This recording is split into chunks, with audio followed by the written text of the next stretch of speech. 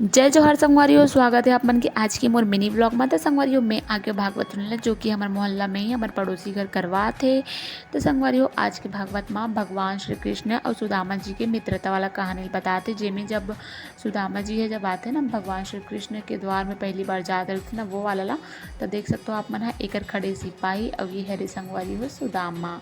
तो संगवारी हो मोला तो भागवत सुनना बहुत ज़्यादा अच्छा लगते, वैसे तो सबला पसंद होते, आप मन ला भी पसंद है का बताओ आप मन कमेंट में।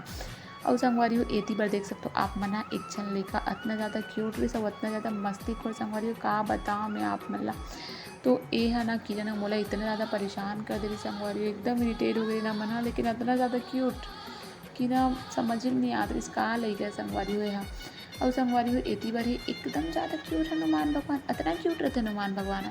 तो संगवारी हो देख सकते हो मैंने ओकर बाद संगवारी हो आरती वारती पूजा उजा होई से फिर